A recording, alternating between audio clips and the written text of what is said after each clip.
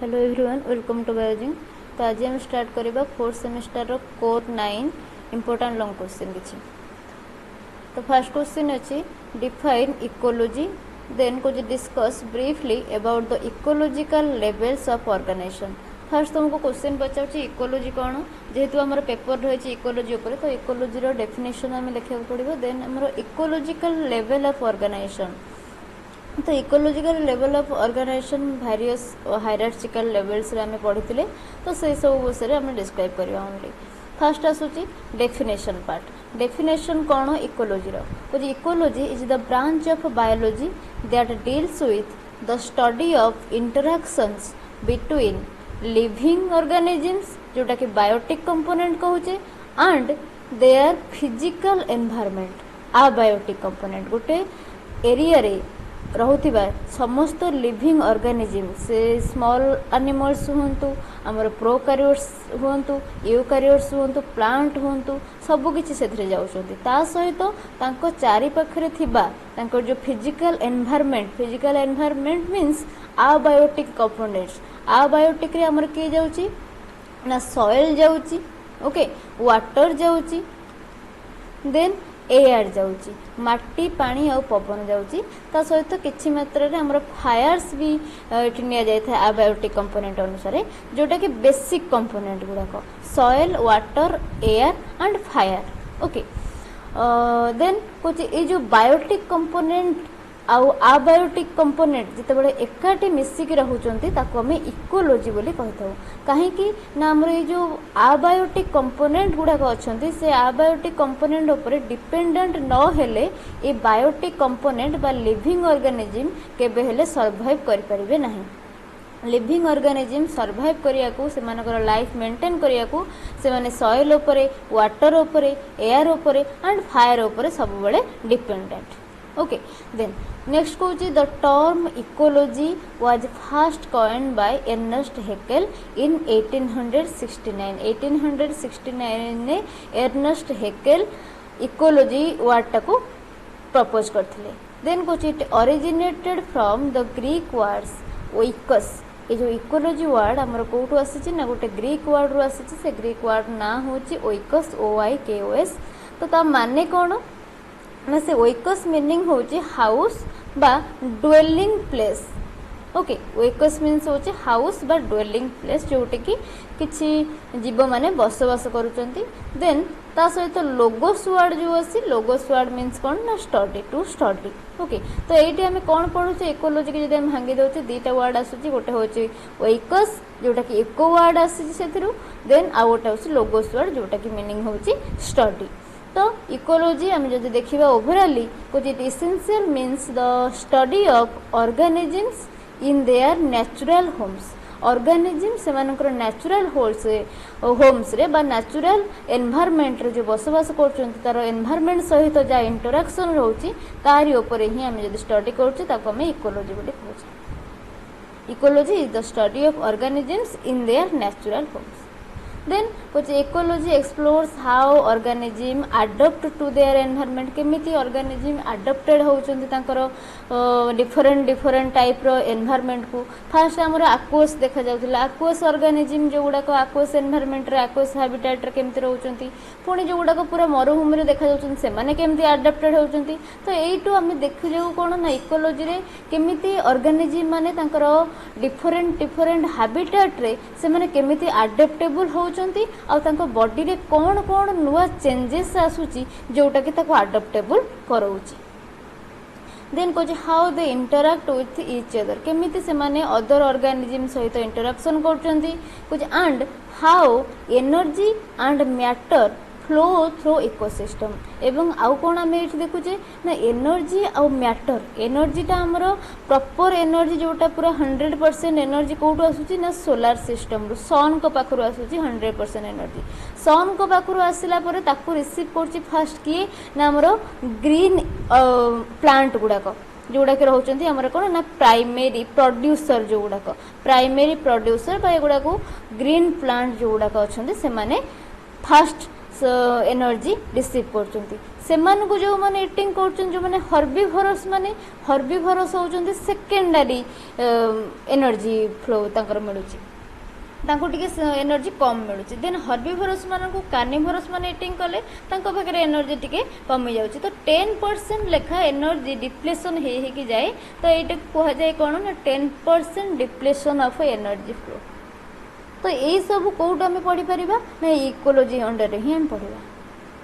Okay तो ecology definition जानले ecology किसी फीचर्स भी आम जानले नेक्स्ट कही लेवल ऑफ ऑर्गेनाइजेशन इकोलोजी रे various hierarchical level of organisation देखा मिलता है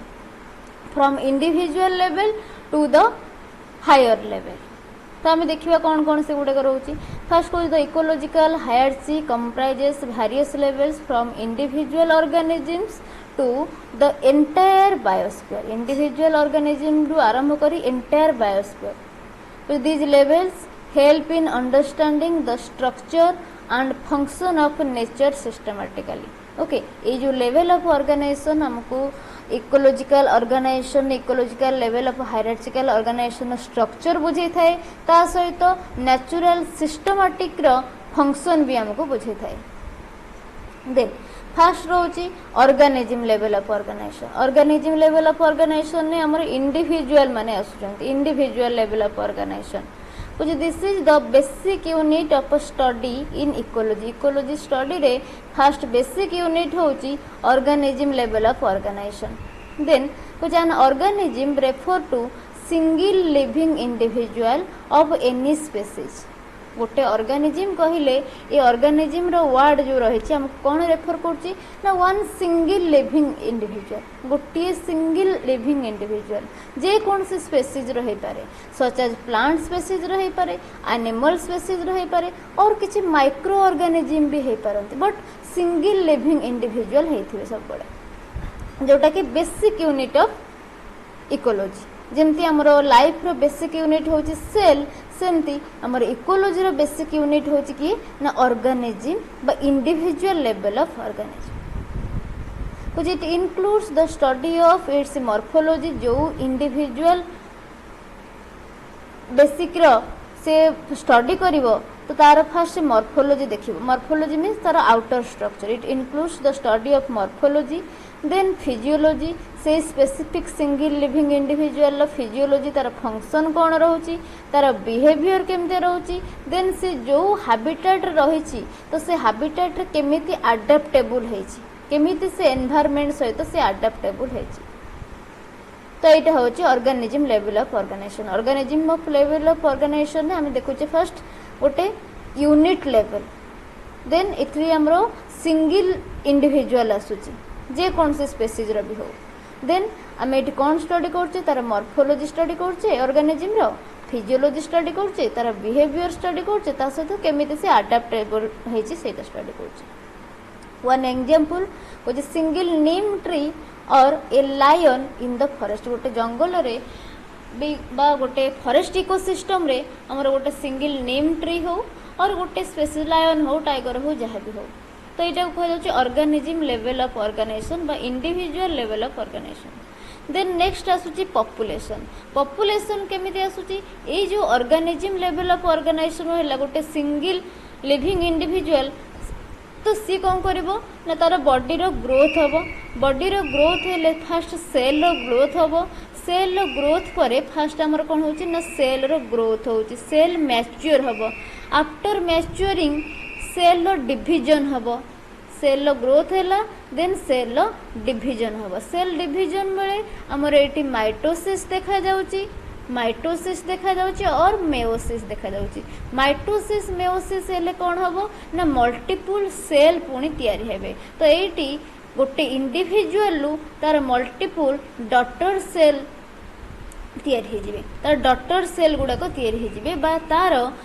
कॉपी आउरी नुआ बने जिवो जोटा कि कह जाउची कोन ना तार रिप्रोडक्शन कैपेसिटी आसी जिवो रिप्रोड्यूस से करिवो रिप्रोडक्शन कैपेसिटी जते बेला आसी जिवो तार सेम कॉपी से आउरी बने दो मल्टीपल कॉपी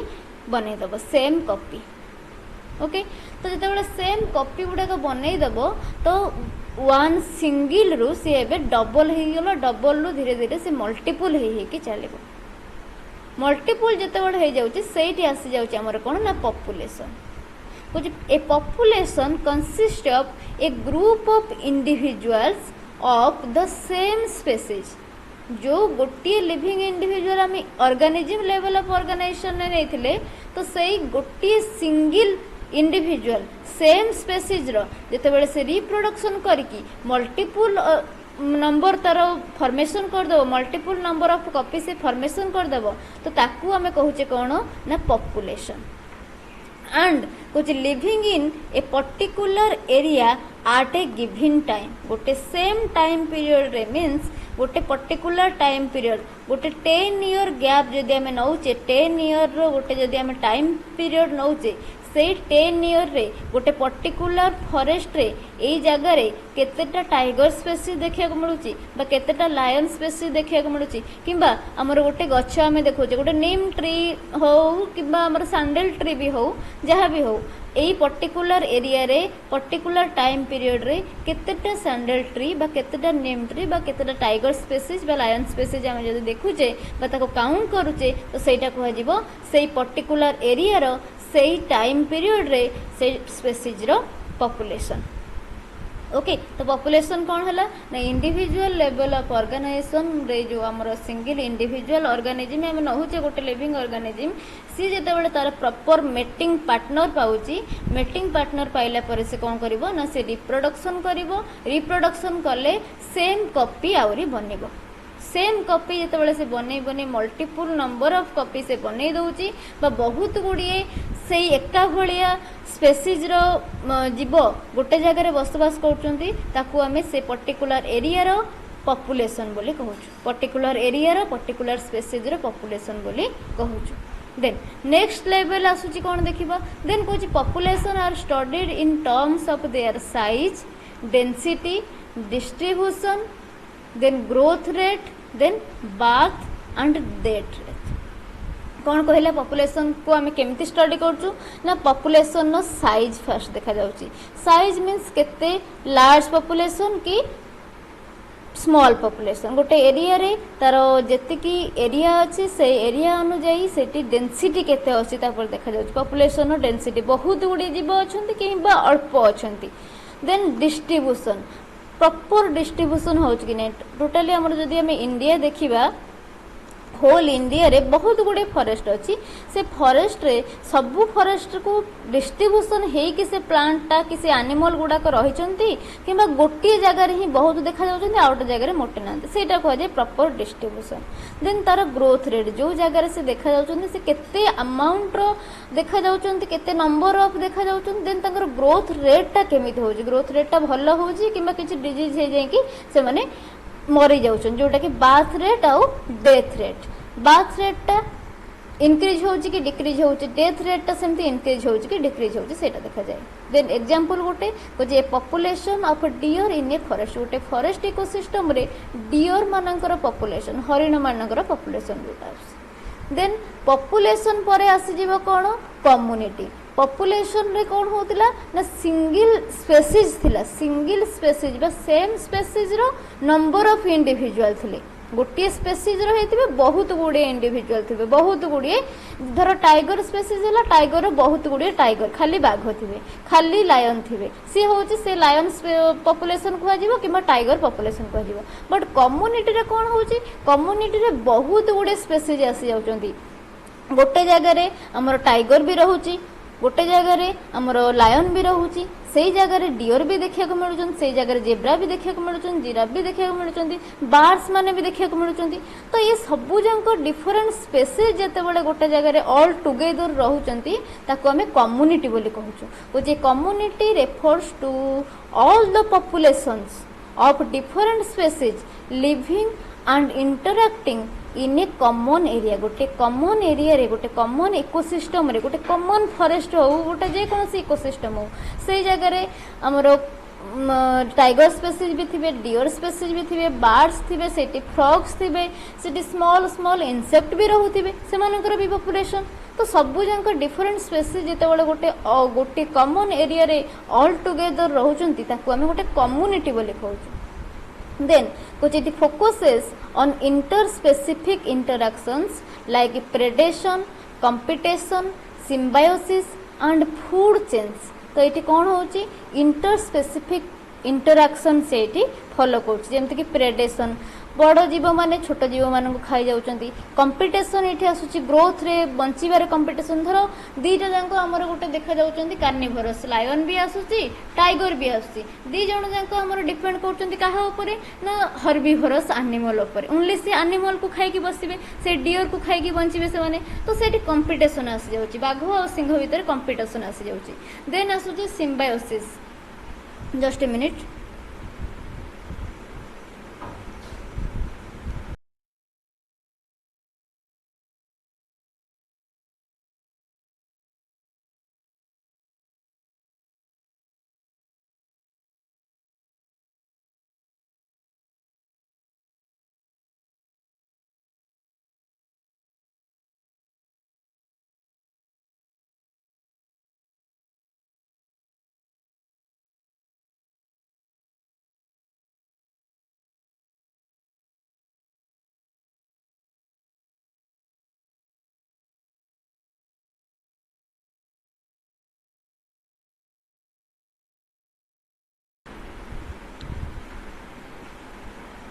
ओके तो कौन कहूँ focuses on interspecific interactions like predation competition symbiosis symbiosis means एकत्र सहवास जोटा कहते जमीक आलजी फंजी आम एकाठी रोचंती लाइकेन फॉर्मेशन होची सेमती माइक्रोराइजा फॉर्मेशन होची केमती ना आम हायर प्लांट रूट रे फंजी जिते आसोसिएशन करूची सेठी माइक्रोराइजा फॉर्मेशन होची तो सिम्बायोसिस एसोसिएशन देखा जाए परस्पर सांग होइकी रहिबा देन आसूची फूड चेन ने कौन आसूची ना फूड चेन ने आमर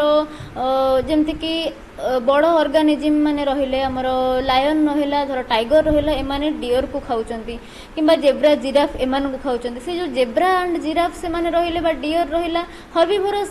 से माने कहा को खाइबे ना गछ पत्र डाल घास एगुडा को सब खाइबे देन सेठी आमर आसी जाउची स्मॉल इंसेक्ट आसी जाउची जेमति कि ग्रास होपर आसी जाउ झिंटिका आसी जाउची तो ग्रास होपर माने अछंती ग्रास होपर मान को किए आसी खाउची ना फ्रॉग खाउची देन से गुड़ को बाड़ भी नहीं खाई जाउची देन जो गुड़ाक छोट छोट जीव आमर जमती कि रैट हेले माउस हेले से आमर स्नेक आसी खाउची स्नेक को बड़ बाड़ आसिक नहीं जाउची खाई जाउची देन ये जो बड़ बड़ जीव रहिले आमर धर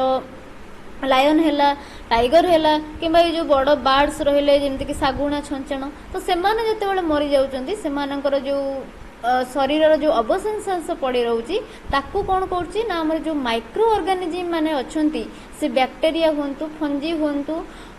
तो से माइक्रो ऑर्गेनिज्म माने ताकू सिंप्लिफिकेशन करिकी पुणी सॉइल ने मिसे दउचंती तो एटा को जे फूड चेन गोटे प्रकार सिस्टमैटिकल ए चेन टा चली थाए ओके देन नेक्स्ट कहूँ कम्युनिटीज में बी प्लांट डोमिनेटेड जोटा कि फाइटोसियनोसिस आम कहूचे और एनिमल डोमिनेटेड भी हो पारती जूसियनोसिस जहाँ को आम कहूचे प्लांट डोमिनेटेड हेले माने खाली जंगलटा थी अरण्य खाली खाली से प्लांट डिफरेंट डिफरेंट टाइप रो प्लांट बड़ बड़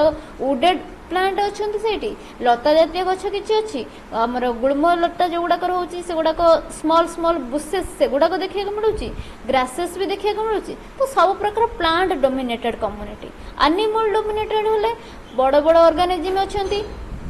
ता सहित सरीसृप माने रेप्टाइल्स माने देखा मिलुचंती ता सहित से बार्ड्स माने अच्छी स्मॉल इंसेक्ट माने अच्छी सब प्रकार एनिमल देखा मिलूँ तो दी प्रकार कम्युनिटी आमको देखा मिले गोटे हूँ प्लांट डोमिनेटेड कम्युनिटी जहाँ को आम फाइटोसियनोसिस कहूँ आउ गोटे हूँ एनिमल डोमिनेटेड कम्युनिटी जहाँ को आम जूसियनोसिस कहूँ ओके देन एग्जांपल जो देखा गोटे पॉन्ड इकोसिस्टम रोचे गोटे पोखरी आम जब धरुचे तो ताधे भारियस कम्युनिटी आमको देखा मिले कौन कौन भारियस कम्युनिटी से पोखरी देखा मिले ना फास्ट तो आमको फिश देखा मिले माछ देखा मिले देन फ्रॉग्स देखा मिले आल्जी देखा मिले एक्वाटिक प्लांट्स देखा मिले एंड इंसेक्ट भी देखा मिले तो ये है आमर कम्युनिटी कम्युनिटी रे डिफरेंट टाइप रो स्पेसीज पॉपुलेशन गोटे जगह रही था डिफरेंट टाइप रो स्पेसीज देखा जाते देन नेक्स्ट आसूची कौन ना इकोसिस्टम फास्ट आमर आसला इंडिविजुअल लेवल ऑफ ऑर्गेनाइजेशन जोटा कि आसूची कौन ना आमर ऑर्गेनिज्म गोटे सिंगल ऑर्गेनिज्म जिते तार रिप्रोडक्शन कला मेटिंग कला नुआ नुआ ऑर्गेनिज्म आउरी तैयारी करछि तार सेम कॉपी तो सेम स्पेसीज रो नंबर ऑफ इंडिविजुअल हो गले ताको आमे कहूचे कोन ना पॉपुलेशन जिते भारियस स्पेसीज रो पॉपुलेशन गोटे जगह रहउचे ताको आमे कम्युनिटी कहूचे देन आसुची इकोसिस्टम कोन कहूचे को जाने ecosystem includes the community of organisms and their non-living environment interacting as a functional unit ecosystem रे कौन होची ना हमरो कम्युनिटी ऑफ ऑर्गेनिज्म सबु जंक लिविंग ऑर्गेनिज्म रो कम्युनिटी ता सहित नॉन लिविंग एनवायरनमेंट इठी आसुची नॉन लिविंग एनवायरनमेंट रे हमर के जाउची ना सॉइल जाउची वाटर जाउची देन एयर जाउची देन फायर को भी हमें नौचे soil water and air main important then fire टाक भी आम नौचे विदाउट फायर आम तो फूड ही तैयारी करि परिबानी ना नहीं तो ये soil water air and fire ये चारिटा को आम नौचे नॉन लिविंग एनवायरनमेंट कुछ इंटरैक्टिंग आज फंक्शनल यूनिट परस्पर मिसिकी ये सब जाक मिसिकी सीटी रहउचंदी ये जो लिविंग ऑर्गेनिज्म सब बड़े ये जो चारटा जिनस उपरे डिपेंडेंट ये चारिटा जिनस न हेले से माने केबे हेले सर्वाइव करि परिबे नाही एग्जिस्ट करि परिबे नाही विदाउट सॉइल प्लांट एग्जिस्ट करि परिबो नाही वाटर बिना भी प्लांट रही परिबनी एयर ऑक्सीजन बिना ना तो एनिमल रही परिबे ना तो प्लांट रही परिबे सेमती एनिमल माने भी सॉइल ऊपर डिपेंडेंट काहे कि ना सॉइल टा होची तांको सरफेस मिलुची देन वाटर ऊपर डिपेंडेंट वाटर तांको रिक्वायरमेंट अछि काहे ना सेल ले तांकर वाटर कंटेंट ही अधिक रहउची देन फायर जो हमर हीट प्रोडक्शन होची विदाउट हीट प्रोडक्शन ना तो गोटे सीड जर्मिनेट हो पारिबो ना गोटे एनिमल भल भाव तार जो होमियोस्टेसिस की मेंटेन कर पारिबो तो ये जो चारिटा रोची water air fire and soil ये चारिटा जांक ऊपर सब बड़े लिविंग ऑर्गेनिज्म डिपेंडेंट होती तो जिते बड़े आमर लिविंग ऑर्गेनिज्म रो कम्युनिटी ता सहित नॉन लिविंग एनवायरनमेंट इंटरैक्टिंग करूचंती आज वन सिंगल फंक्शनल यूनिट ताको हम इकोसिस्टम बोले कहूछु इकोसिस्टम बोलते कम कहूँ it emphasizes the flow of energy and nutrients energy रो फ्लो को एम्फासाइज करूची ता सहित न्यूट्रिएंट फ्लो को भी ये एम्फासाइज करूची through trophic level various trophic level हम पढ़िबा सो भारियस ट्रॉपिक लेवल जो अच्छी तो से ट्रॉपिक लेवल ले एनर्जी फ्लो जोटा कहि 10% depletion of energy solar system रो आसुची सन को पाखरु जो एनर्जी आसुची ताकू 10% डिप्लेशन है कि ताकू के एक्वायर करछि ना हमर जो ग्रीन प्लांट रहउची ग्रीन प्लांट रे जतके एनर्जी अछि ता ठरो कमी जाउची 10% कहा पाखरे ना हमर जो हर्बिवोरस ऑर्गेनिज्म अछंती हर्बिवोरस एनिमल मान को पाखरे हर्बिवोरस एनिमल को पाखरु पुनी 10% कमी जाउची जेतेबेले कार्निवोरस मान को पाखकु जाउची कार्निवोरस पाखरु पुनी 10% कमी जाउची जेतेबेले हमरो डिकम्पोजर बा माइक्रो ऑर्गेनिज्म पाखकु जाउची तो माइक्रो ऑर्गेनिज्म पाखरे सबुठारु लो एनर्जी और लो न्यूट्रिएंट देखिया को मिलता है देन कुछ ecosystems can be natural ecosystem टा नेचुरल हे पारे और आर्टिफिशियल भी हे पारे नेचुरल की सब आसुची ना हमरो जंगल जोटा फॉरेस्ट आसुची लेक इकोसिस्टम हला ह्रद ओशन इकोसिस्टम हला जोटा कि हमरो समुद्र रहउची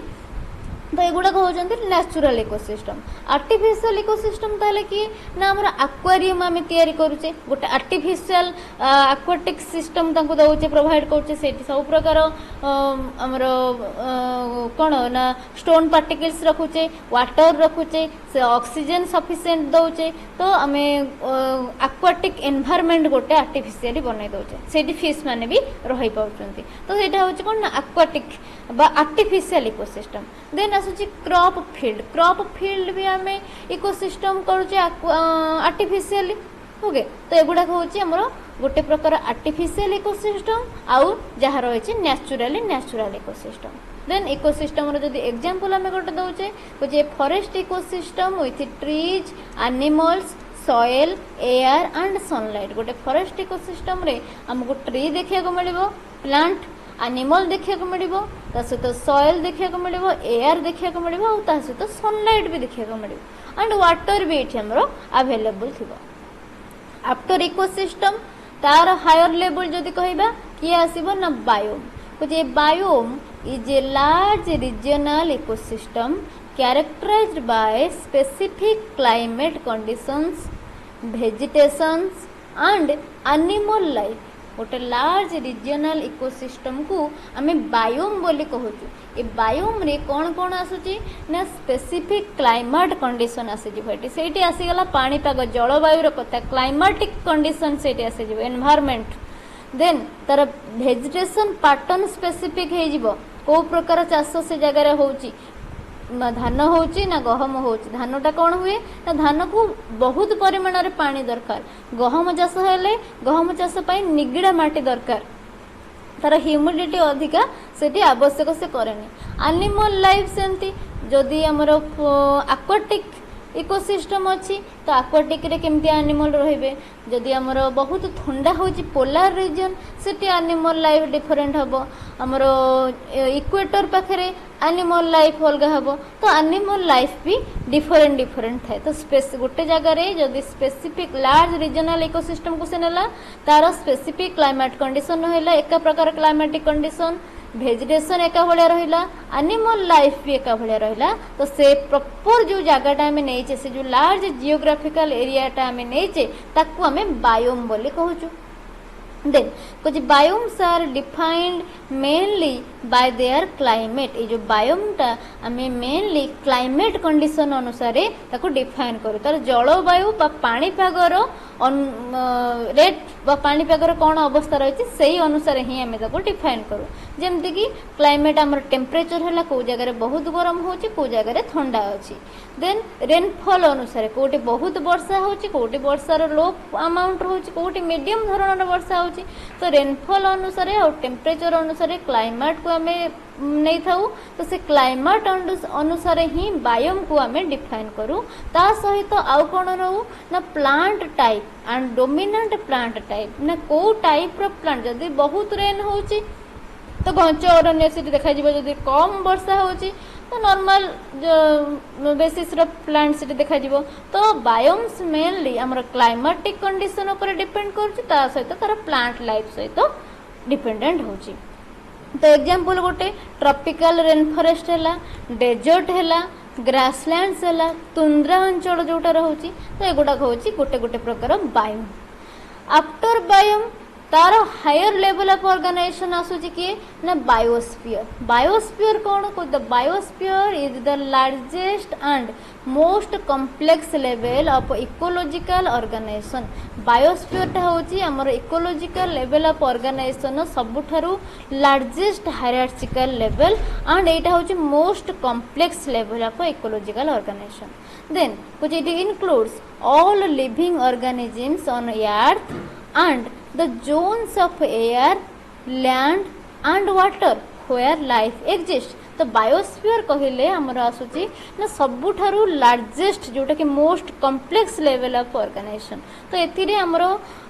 होल अर्थ रो जो लिविंग ऑर्गेनिज्म अछंती तो से होल अर्थ रो लिविंग ऑर्गेनिजम्स जाउचंती ए बायोस्फीयर अंडर. बायो मींस कोन ना बायोलॉजिकल एंटिटी बा हमर लिविंग एंटिटी. स्फीयर मींस गोटे प्रकार मंडल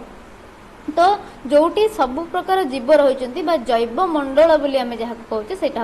all together living organism on the earth. तो ये आमर जोन ऑफ एयर रोचे एनवायरनमेंट रोचे जोटा कि एटमॉस्फेयर कहूचे zone of air. Then zone of land रोचे लैंड रे किए आसूची ना आमर जोटा कि लिथोस्फीयर बोली कहूचे सब प्रकार माटी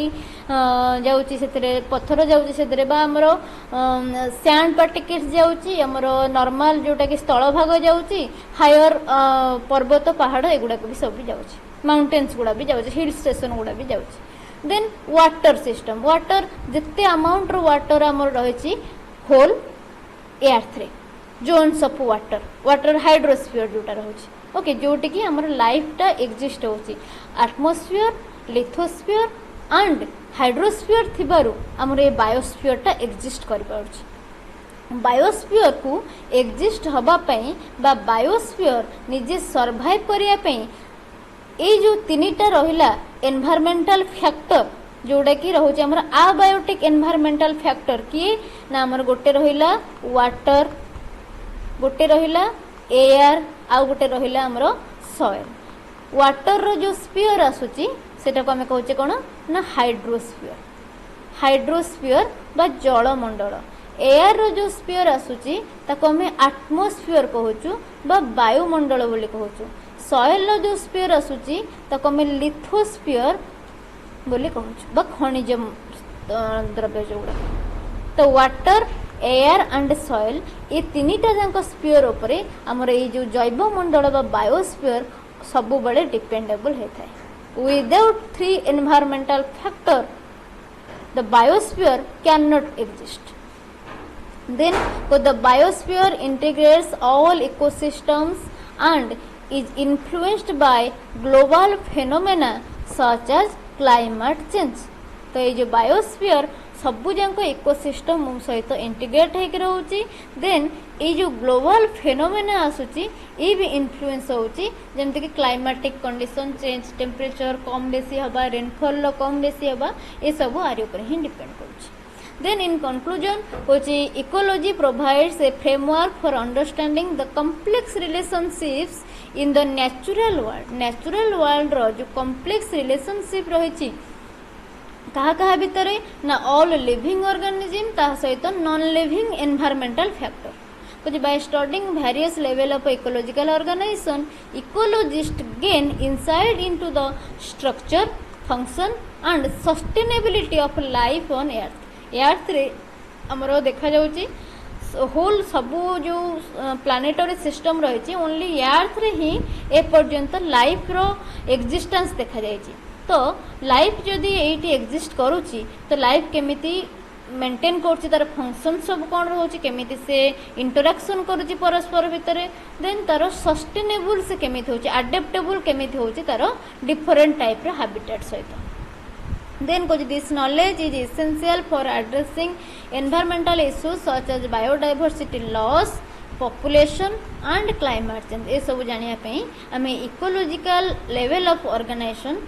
निहाती जानिबा दरकार। ओके तो गोटे लॉन्ग क्वेश्चन सरला देन आम सेकेंड लॉन्ग क्वेश्चन देखा कुछ discuss briefly about the inter relationship between the living world and the environment जोटा आम ऑलरेडी पढ़ी सारे लिविंग वर्ल्ड सहित तार एनवायरमेंट बा जो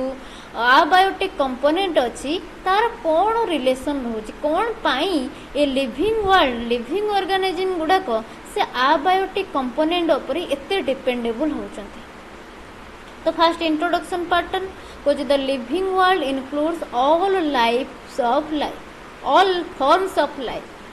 कुछ from microorganisms to plants and animals including human. Microorganisms कहले इटी पूरा आसी जाउछ lower level of organism lower level of life जोटी कि हमर प्रोकैरियोट्स आछंती। तो एटी हमें कहि परिबा from prokaryotes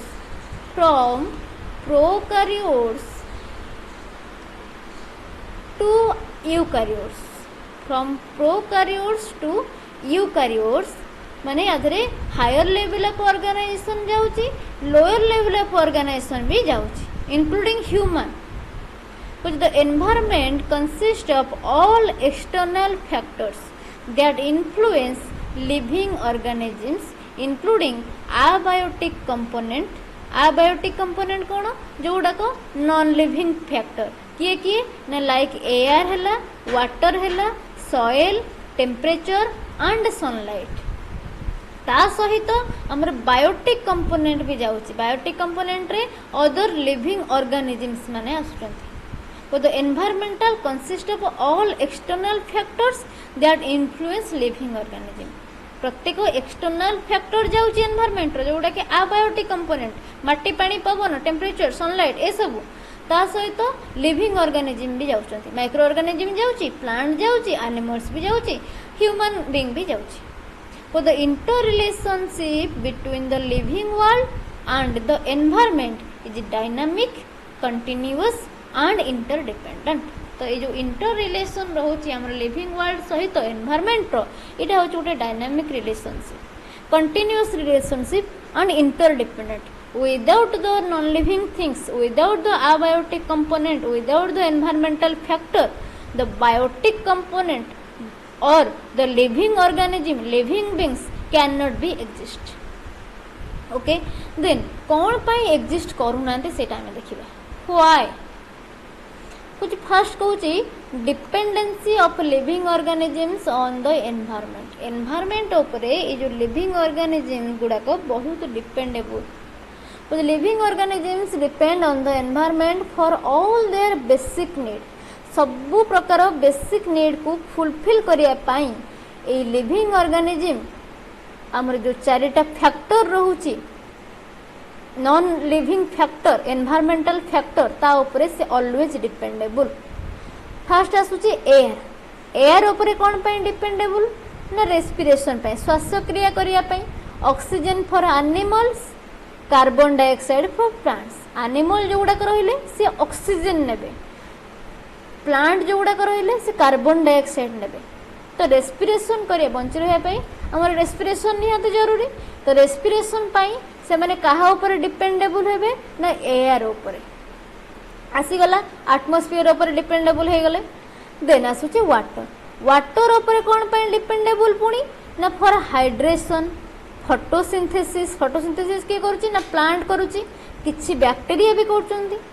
and metabolic activity कौन पाई ना आमर गोटे लिविंग ऑर्गेनिज्म रो बेसिक थिंग्स बेसिक यूनिट किए ना सेल ये जो सेल रहिला ये सेल रे प्रायतः 85 रु 90% आमर रहुची किए ना वाटर कंटेंट जेहेतु वाटर कंटेंट रहुची सेल रे अधिका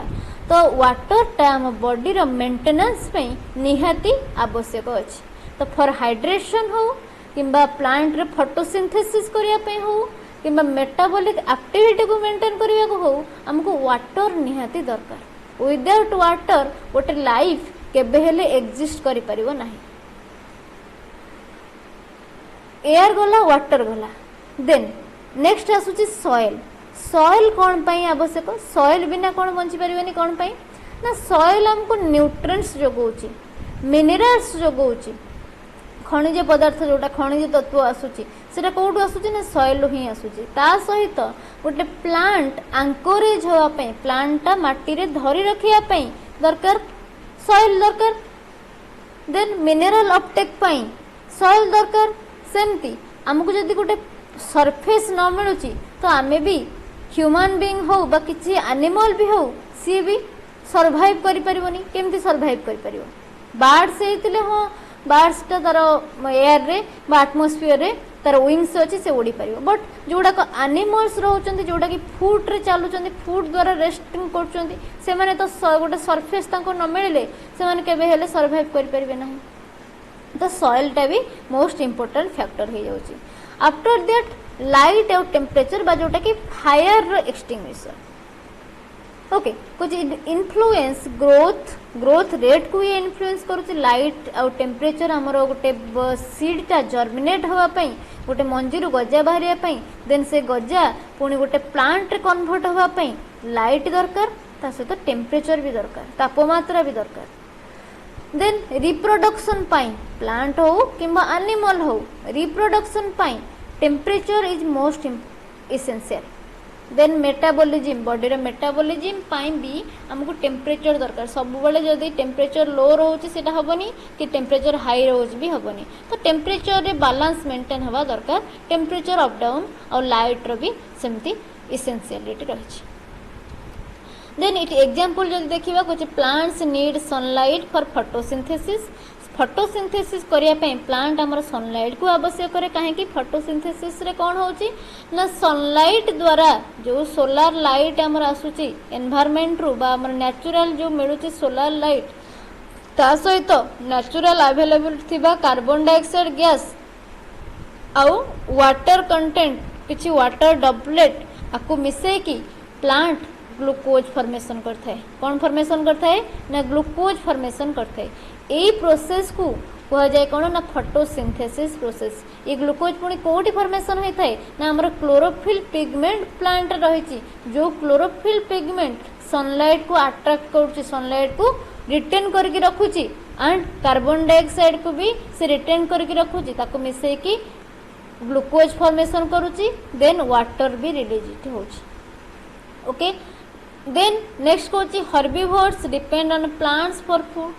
फास्ट हमर कोन हला डिपेंडेंसी केमथि एटी देखो प्लांट डिपेंड कला कहा उपरे ना लाइट उपरे सनलाइट उपरे प्लांट सनलाइट उपरे डिपेंड करिकी तार फूड से तैयारी कला फोटोसिंथेसिस कला ग्लूकोज फॉर्मेशन कला ये जो हर्बिवोर्स माने अछंती ए हर्बिवोर्स माने अगेन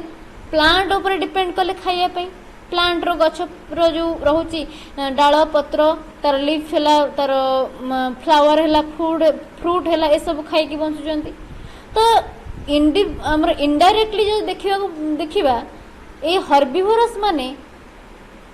डिपेंड भी होचंदी सनलाइट ऊपर डिपेंड भी करचंदी जो एटमॉस्फेरिक गैसेस ऊपर कार्बन डाइऑक्साइड गैसेस ऊपर एंड डिपेंड भी करचंदी वाटर कंटेंट ऊपर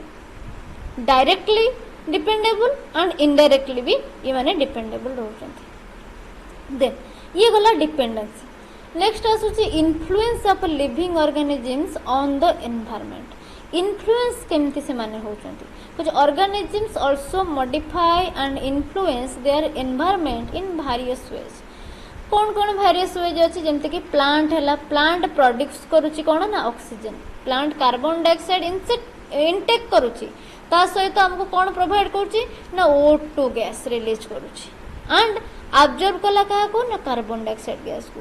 तो ये इन्फ्लुएंस करूची कौन ना इट मेंटेन करूची atmospheric gaseous balance atmospheric gaseous exchange ये करूची कार्बन डाइऑक्साइड गैस टाको से इनटेक कर दोची तो एनिमल जो माने रहिले एनिमल मान को कौन दरकार ऑक्सीजन दरकार एनिमल मान को पय टॉक्सिक कोटा ना कार्बन डाइऑक्साइड गैस तो जोटा टॉक्सिक रहूची से टॉक्सिक गैस टाको से इनटेक करूची जोटा को एनिमल पय दरकार से ऑक्सीजन गैस को से प्रोड्यूस करूची बा रिलीज करूची तो ये कौन होची ना प्लांट आउ एनिमल रहिबारे प्लांट आउ एनिमल भितरे गोटे इंटर रिलेशनशिप हो जाउची जोटा कि गोटे एनवायरनमेंट रे बोथ प्लांट आउ एनिमल भलो भाबरे बसवास करि पाउछंती तो ये हूँ कौन ना इन्फ्लुएंस करुच्ची निजे तो बंचुची ता सहित आउ गोटे लाइफ को मेंटेन करिबारे आउ गोटे लाइफ को बैलेंस करिबारे इन्फ्लुएंस करुच्ची देन आसुचे डिकम्पोजर कहले हमर माइक्रो ऑर्गेनिजम्स गुड़ाक जो रोचन जेमति कि फंजी हैला बैक्टीरिया हैला एगुड़ाक सब एमाने कोन करचंती जोड़ाक कॉम्प्लेक्स गोटे बॉडी पड़ी की रहिची गोटे डेड बॉडी पड़ी की रहिची तो से ताको ब्रेक डाउन करूचंती आउ ब्रेक डाउन करके ताधरे जो ऑर्गेनिक मैटर अच्छी तो से सब मैटर ऑर्गेनिक मैटर से जो मिनरल्स अच्छी से सब मिसई की सॉइल रे कन्वर्ट कर दोचंती बस सॉइल रे से सब मिसई दोचंती एनरिचिंग द सॉइल जहाँ किछि ताधरे ऑर्गेनिक मटेरियल थिला से सब सॉइल रे पुणी मिसी गला जहाँ नाइट्रोजन थिला सॉइल रे मिसी गला ऑक्सीजन थिला सॉइल रे मिसी गला वाटर कंटेंट जहाँ थिला सब सॉइल रे मिसी दिले तो सॉइल टा एठी एनरिच हे गला सॉइल को पुणी से जो न्यूट्रिएंट्स गुडाको बा जो मिनरल्स गुडाको जाइथिला से पुणी फेरी आसिला तो एठी न्यूट्रिएंट साइकिल बा मिनरल साइकिल भी एठी मेंटेन हे जाउची देन आसिला एनिमल्स माने कौन करचंती कुछ they contribute to pollination animal द्वारा पॉलिनेशन हो जाउची बर्ड द्वारा पॉलिनेशन होउची इंसेक्ट द्वारा पॉलिनेशन हबारे हेल्प करची प्लांट मानकू देन सीड डिस्पर्सल बर्ड माने होंतु हमरो कोनोसी बड़ो एनिमल भी हो गोटे जगह गोटे फल गछर फल खाइले से फलर जो सीडटा नेकी आउट जगह रे पके देले तो सीड डिस्पर्सल हला तो ए जो प्लांट थिबो से जो प्लांट रो सीड से प्लांट रो फ्रूट नेले से फ्रूट रो सीडटा को नेले तो प्लांट रो डाइवर्सिटी सीड इनक्रीज हला गोटे जगह रो आउट जगह रो आउट जगह तो सीड डिस्पर्सल हला तो से प्लांट गुडा को बहुत सीड देखा जिवे देन न्यूट्रिएंट साइक्लिंग रे भी एनिमल गुडा को हमको हेल्प करचंती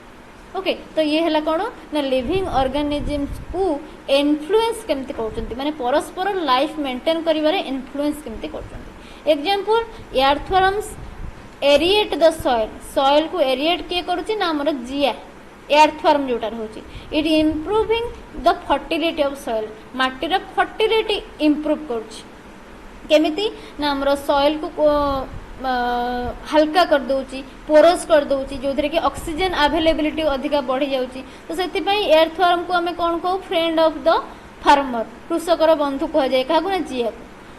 देन नेक्स्ट आसुची कोन ना बायोटेक इंटरैक्शन फर्स्ट हमें देखिले डिपेंडेंसी देन देखिले इन्फ्लुएंस देन बायोटेक इंटरैक्शन केमिति होउची कुछ organisms interact with each other in several ways which affect the structure of ecosystem रा structure को affect करछि फर्स्ट आसला competition for space food light etcetera गोटे जगार गोटे मिनिमम स्पेस रही मिनिमम एरिया रही से एरिया रे बहुत गुड़ी ऑर्गेनिज्म जो हो जाती परस्पर बसवास करने स्पेस दरकार स्पेस आवश्यक अच्छे जदि दीटा प्रकार बा तीनटा प्रकार कार्निवोरस गोटे जगह रही गोटे है टाइगर गोटे लायन ये दीटा होती कौन कार्निवोरस ए माने ओनली मांस खाई ही बंचे माने हर्बिवोरस मान डिपेंडेबल यहाँ सब बड़े तो फूड पे कंपटीशन करा पड़ो सेमती लाइट जदि गोटे पर्टिकुलर एरिया ये जगार आमर धर 100टा प्लांट हो पार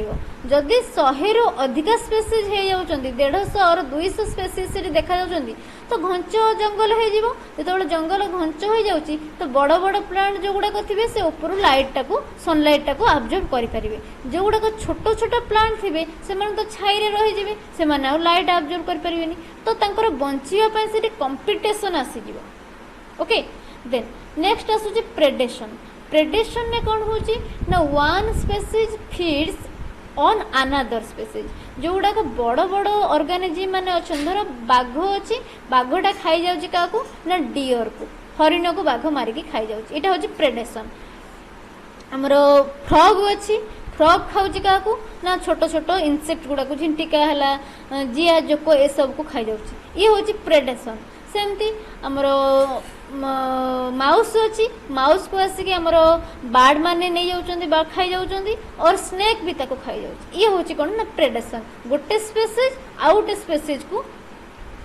इटिंग करुच्ची देन नेक्स्ट आसूची म्यूचुअलिज्म म्यूचुअलिज्म रे कौन हुए ना परस्पर सिटी एकाठी रही थांती आउ ए जगह बहुत स्पेसीज बेनिफिट होती दीटा जाक स्पेसीज बेनिफिट हेबे जेमति कि बीज हेले हनी बी कथा कहूची देन फ्लावरिंग प्लांट हेले फ्लावरिंग प्लांट आउ बी परस्पर म्यूचुअलिज्म करके रही थांती बी कौन करुची ना बी हमर जो रही फ्लावर रु से हनी को कलेक्ट करुची हनी को कलेक्ट कला बेले जिते बड़े से फ्लावर ऊपर जाई बसुची से बसिला टाइम रे तार विंग्स रे हो तार फीट रे हो लगी जाउची कोन ना फ्लावर रु किछि पोलेन ग्रेन बस लागिला से जते बड़े पुणी आउट स्पेसीज रो फ्लावर ऊपर बा सेम स्पेसीज रो आउट प्लांट फ्लावर ऊपर जते बसिबो पुणी हनी कलेक्ट करिया पे तो सेठी कोन हबो ना से पॉलिनेशन ने हेल्प करूची प्लांट को पॉलिनेशन ने हेल्प करुच्ची कौन है ना म्यूचुअलिज्म सेमती आलजी फंजीर म्यूचुअलिज्म देखा जाए सेमती आमर हायर प्लांट रो रूट रे फंजीर एसोसिएशन होता है फंजीर म्यूचुअलिज्म देखा जाए तो ये है म्यूचुअलिज्म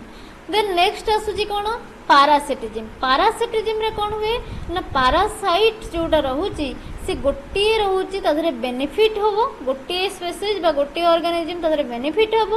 आउ गोटे ऑर्गेनिज्म कौन हम ना से किसी हार्म हम तार किसी लॉस हम वन बेनिफिट्स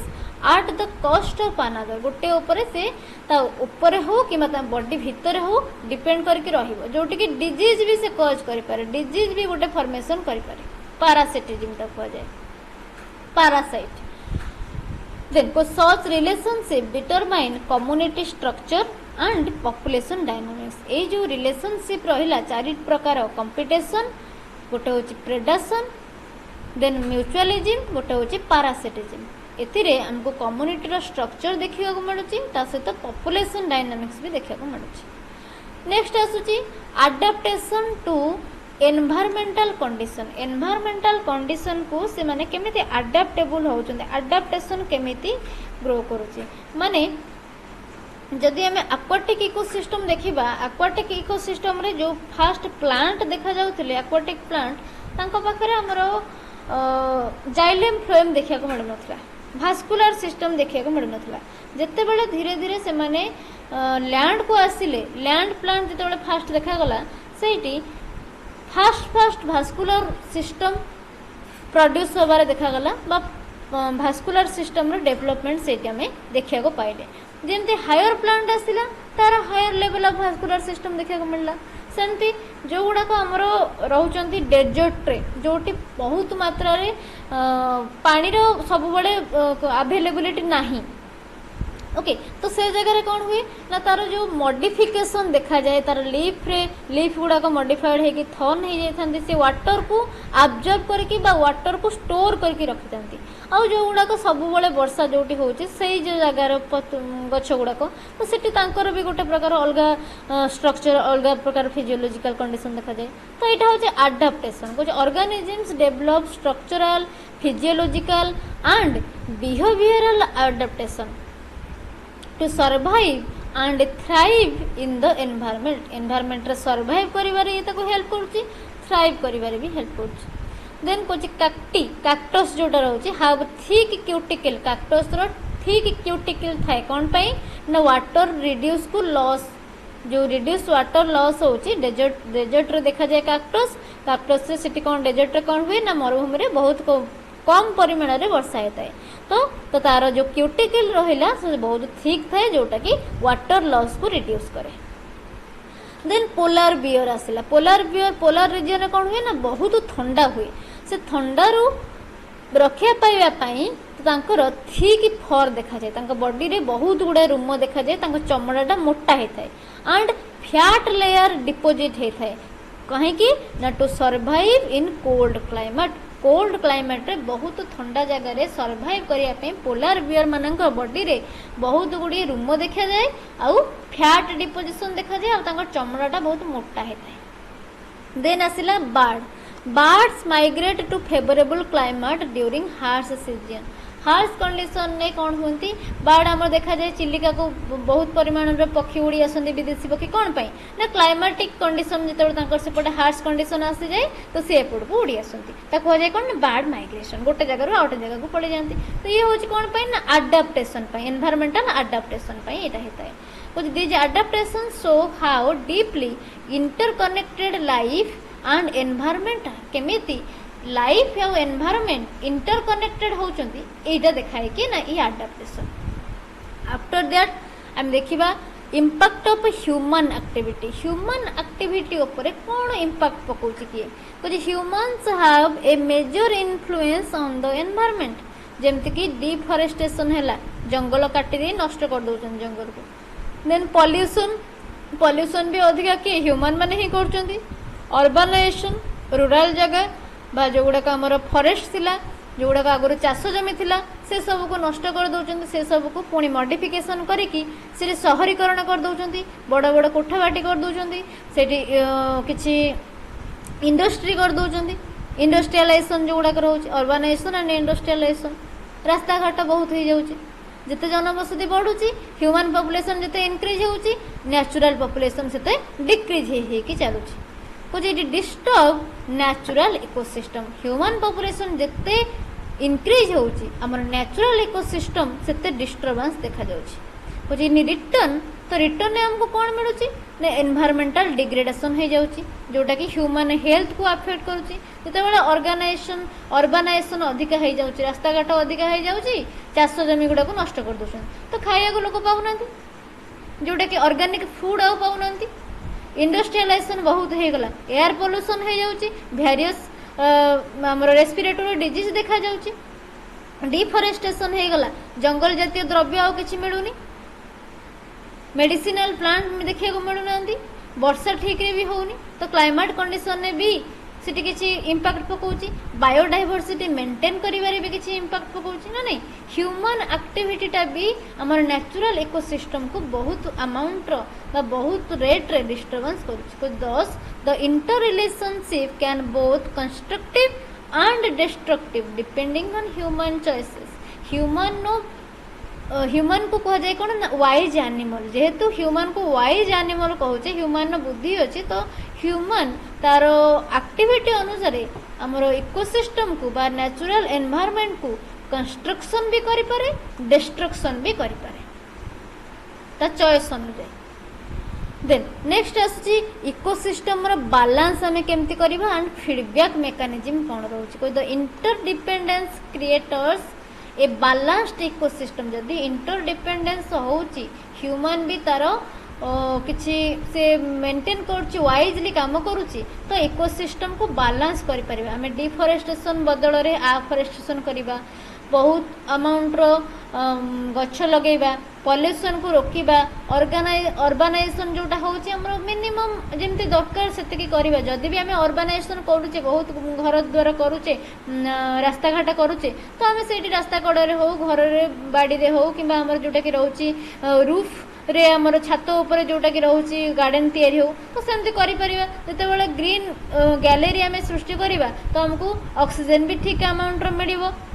वर्षा भी ठीक अमाउंट हम मेडिसिनल प्लांट्स भी आम एग्जिस्ट कर कुछ where material and energy are cycle तो एमती कले कौन हम ना मटेरियल्स कथा हो कि एनर्जी भी हो ये सब गोटे प्रकार पुणी सिस्टमेटिकली आसीज साइक्लिंग वे रे आसीज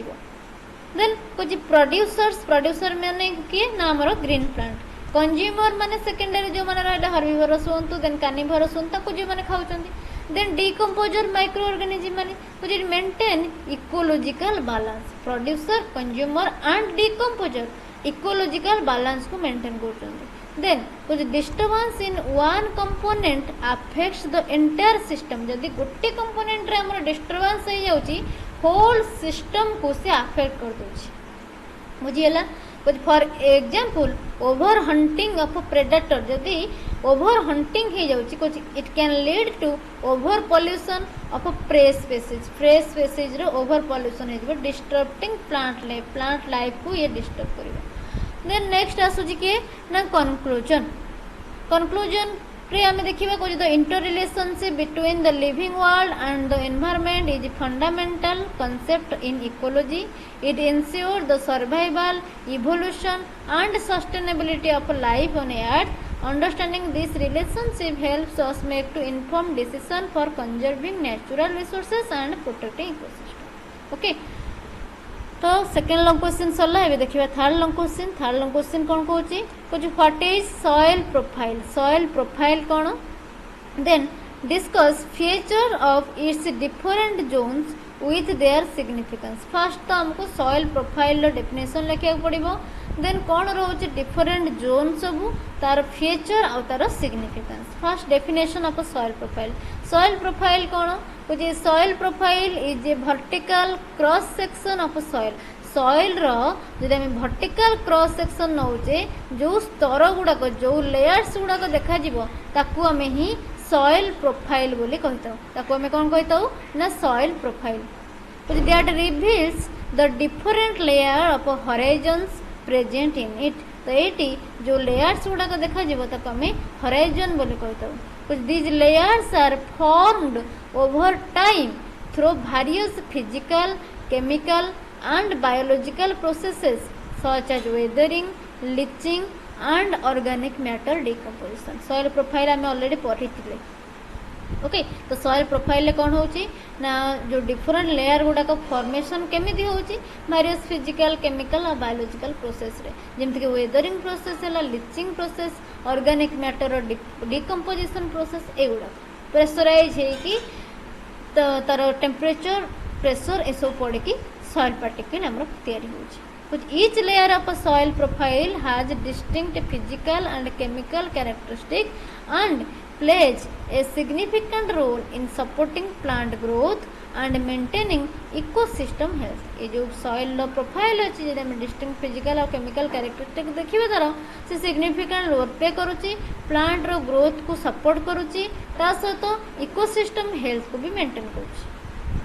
Major horizons कौन कौन रोचे ना चारिटा हराइजन प्राय तुमको देखिए को मिले गोटे होची ओ हराइजन बा ऑर्गेनिक लेयर गोटे होची ए हराइजन बा टॉप सॉइल गोटे होची ई हराइजन बा इल्यूविएंट लेयर देन बी हराइजन बा सब सॉइल देन सी हराइजन आसुची पेरेंटल मैटर पांचटा रोचे देन हमरो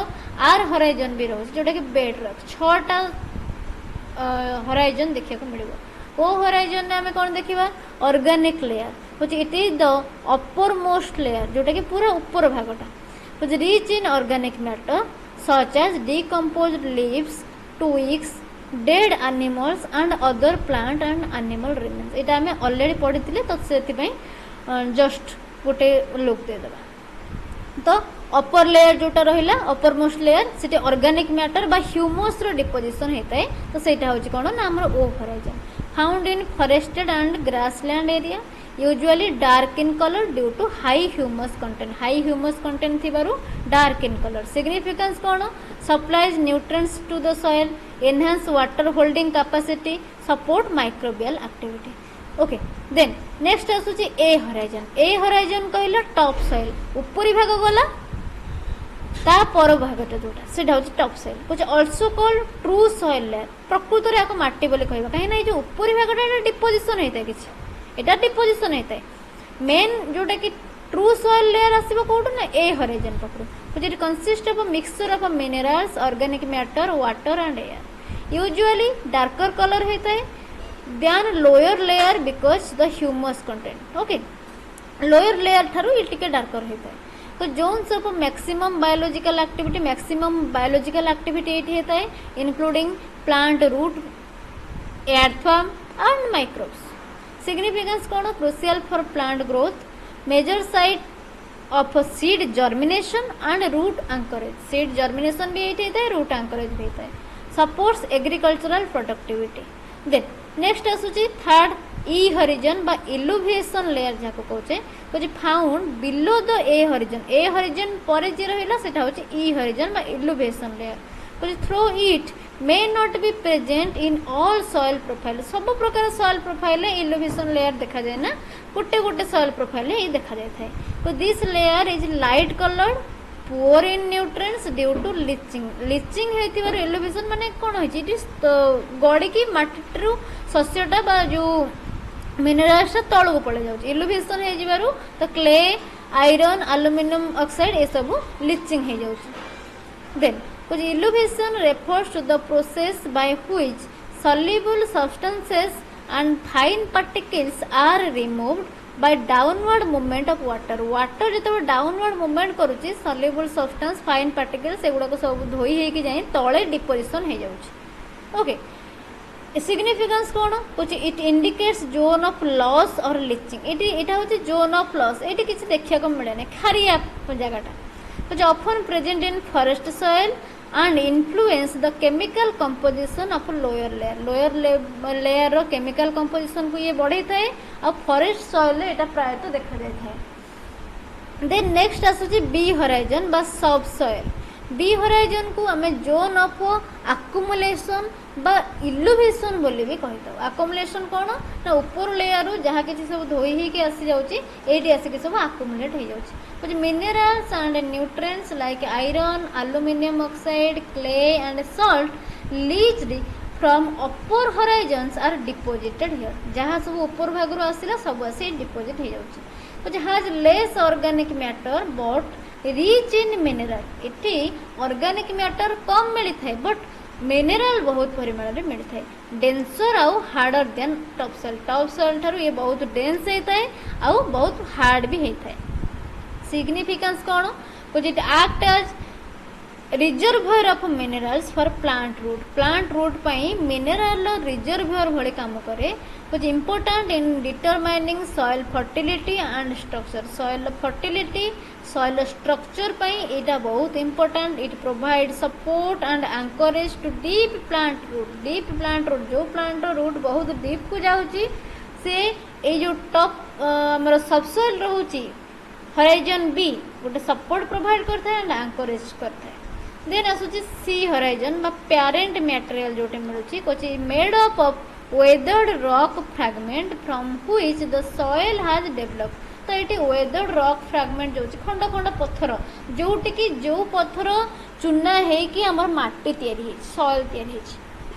कुछ it contains partially broken down जोड़ा खाइथिबो ता सहित आ पाखे मिनरल्स अच्छी लिटिल और नो ऑर्गेनिक मैटर ये पूरा देखिए को मिले ना जदि भी थाए बहुत लो अमाउंट लो क्वालिटी कुछ least affected by soil forming process रे इटा बहुत लिस्ट अफेक्टेड होता है। सिग्निफिकेंस कौन it determines the texture mineral content and drainage profile of the soil texture को ये डिटरमाइन करुच्ची मिनरल कंटेंट को डिटरमाइन कर ड्रेनेज प्रॉपर्टी की भी ये डिटरमाइन कर source of new soil through weathering जो रोचे न्यू सॉइल जो फॉर्मेशन होची तो तार सोर्स होची पेरेंट मटेरियल। देन लास्टली आसुची हमरो आर हराइजन बा बेड रॉक जोटा which is the lower most layer consisting on weathered solid rock जोटा कि solid rock जोटा कि भांगिनी खंड खंड हेइनी माटी दे परिणत हेइनी so it is a hard compact and inaccessible plant root आ भीतर को फटे की जाई परिबनी एगुडा को बहुत हार्ड और कंपैक्ट सिग्निफिकेंस कोन ना act as ultimate parent material for soil formation में एटा होचे गोटे ultimate parent material influences soil chemistry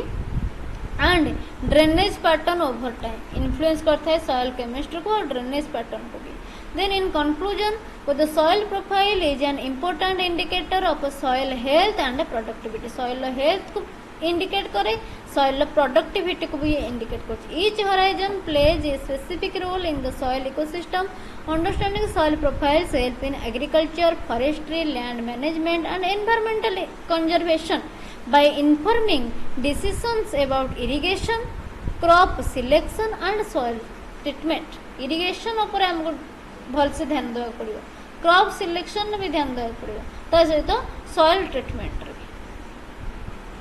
then आसीबा question number 4 को लास्ट क्वेश्चन है zero which describe the process of formation of a soil and role of climate in soil development the soil formation no process कौन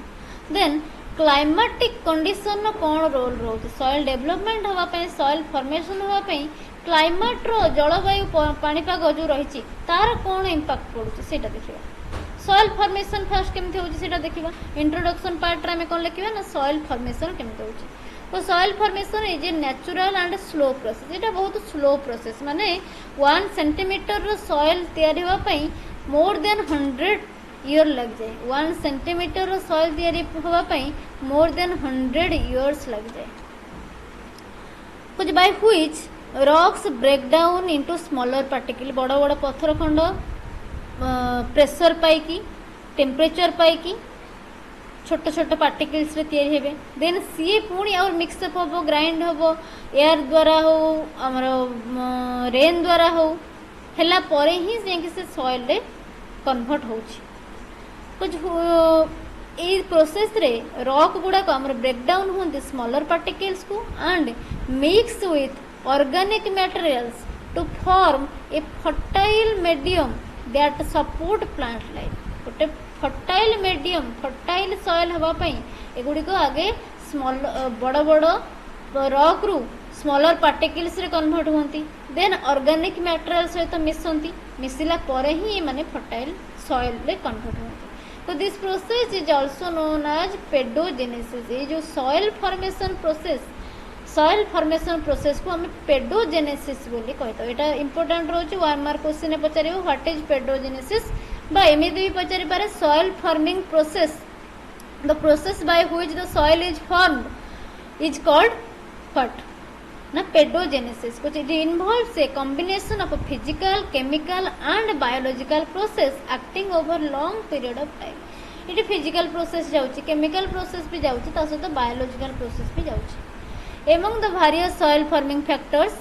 which climate plays a crucial role in determining the rate depth texture and composition of soil forming factor बहुत गुडी रहिची factor soil forming process रे बहुत गुडी factor रही ता मध्यरु हमर climate गोटे crucial role पे करूची देखिबा केमती क्लाइमेट हमर इंपैक्ट पकोची फर्स्ट हम देखिबा सॉइल फॉर्मेशन नो प्रोसेस बा पेडोजेनेसिस रो प्रोसेस को the formation of soil occur in two main stages दीटा मेन स्टेज अछि कोन फर्स्ट कोची weathering of rock primary stage rock रो वेदरिंग तापरे सॉइल डेवलपमेंट सेकेंडरी स्टेज जोटा वेदरिंग केमती होची को this is the initial step एटा first step primary step which where parent rocks are broken down into smaller particles एटी कोन हुए ना पेरेंट रॉक ब्रोक डाउन हे जाय ब्रेक डाउन कर जाय ब्रेक डाउन करके स्मॉलर पार्टिकल ले कन्वर्ट हे जाय ब्रेक डाउन पुनी केमिति करिवो तार भी प्रोसेस अछि तीनटा process physical process chemical process biological process physical process रे कोन हबो जाको फिजिकल वेदरिंग बोली कहूँ कुछ break down due to temperature change बहुत गरम अच्छी खरा जोर है तापमात्रा बहुत अच्छी टेम्परेचर हाई अच्छी पत्थरटा बहुत गरम हो जाए हठात वर्षा हो गला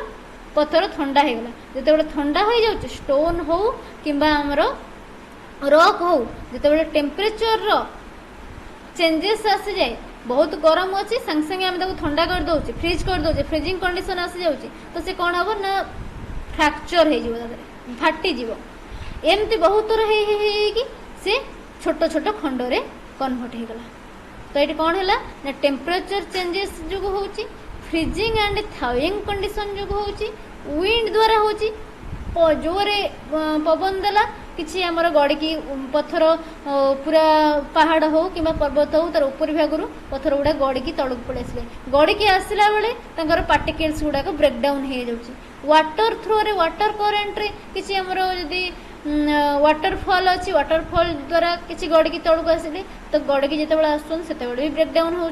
आब्रेशन प्रोसेस रे भी ब्रेकडाउन हो तो यहाँ है फिजिकल वेदरिंग केमिकल वेदरिंग कौन ना आमर केमिकल रिएक्शन लाइक ऑक्सीडेशन हो जाऊँगी हाइड्रोलाइसिस हो गला कार्बोनाइजेशन हो गला सॉल्यूशन एसिड रेन है तो ये सब प्रोसेस रे केमिकल वेदरिंग कहे क्षय हो जाए तार पार्टिकलटा नष्ट हो जाए धीरे धीरे धीरे धीरे नष्ट हो जाए बस छोट छोट फाइन पार्टिकल कन्वर्ट हो जाए देन आसूची बायोलॉजिकल वेदरिंग बायोलॉजिकल वेदरिंग रे कौन होची ना ये इन्वॉल्व होची the action of a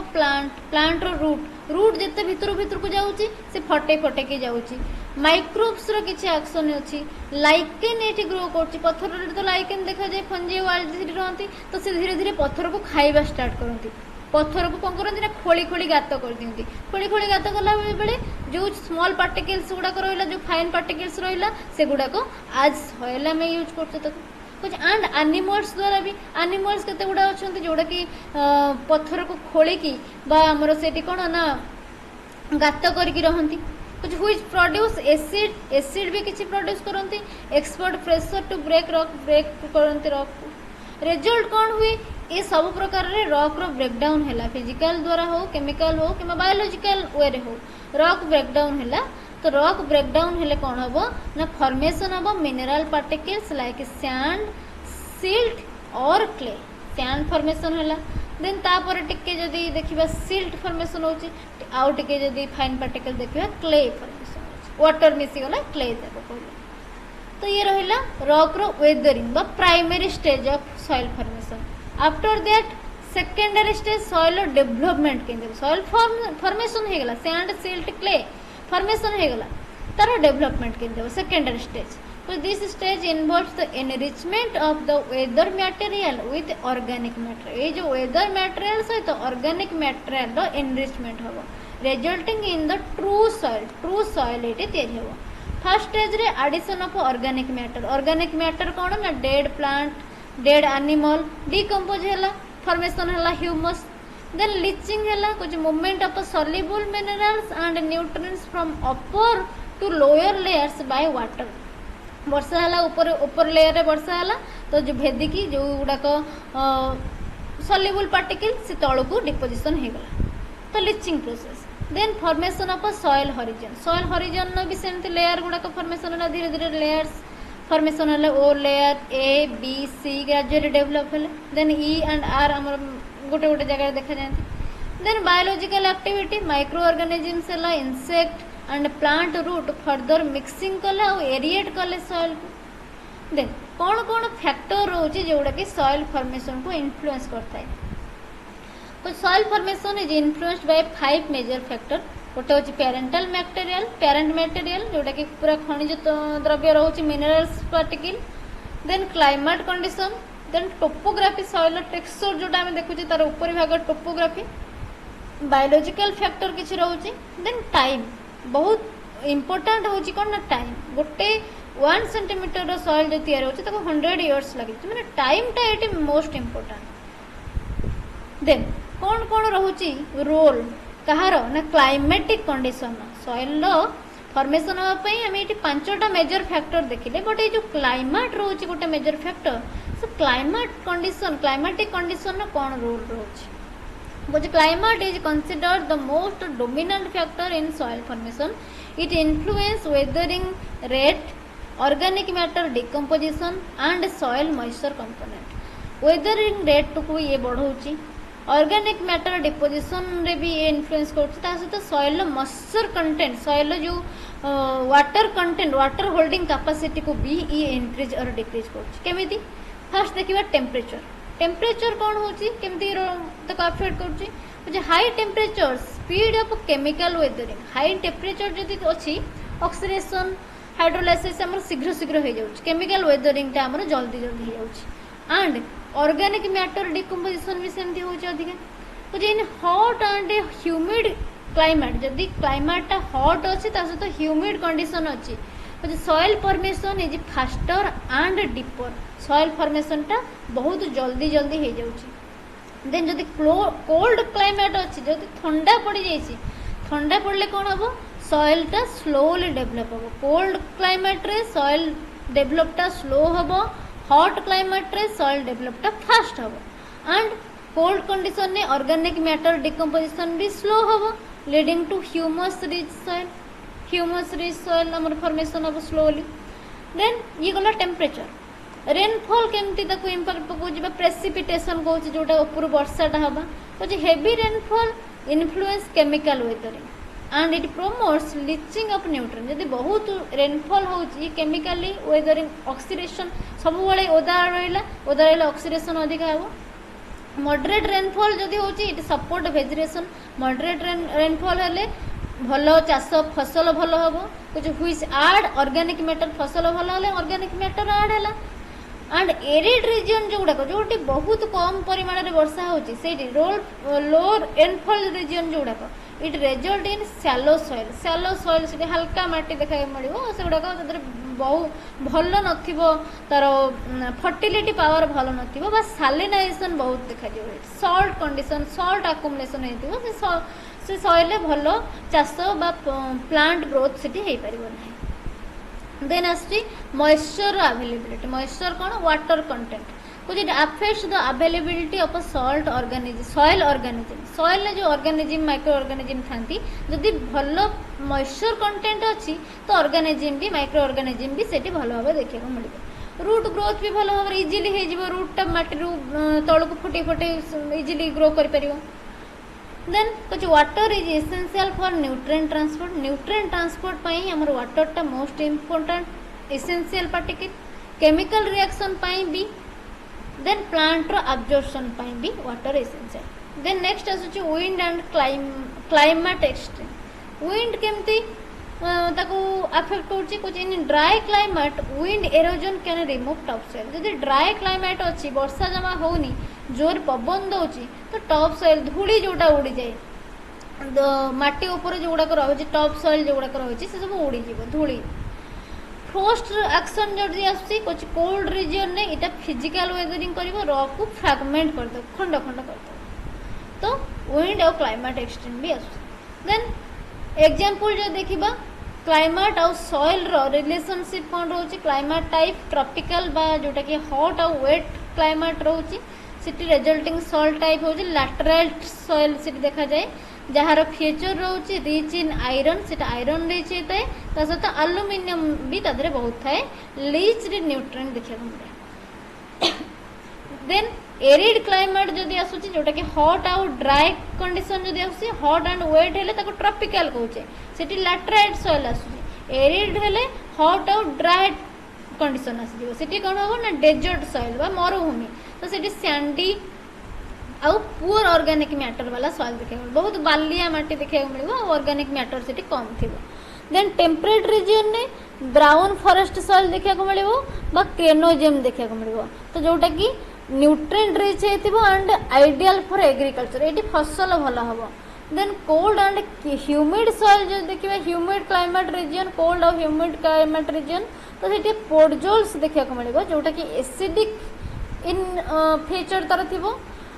then आम न्यूट्रिएंट पुअर सिटी थी और स्लोली डिकम्पोजिशन होती कोल्ड और ह्यूमिड कंडीशन में तो ये रही रिजल्टिंग सॉल्ट टाइप देन तार feature according to the climate type then in conclusion which the soil formation is a complex and continuous process influenced by multiple factors among which climate plays a central role. The temperature, rainfall and moisture conditions determine the rate of weathering, leaching and biological activity and organic matter accumulation, thereby shaping the nature, structure and fertility of the soil.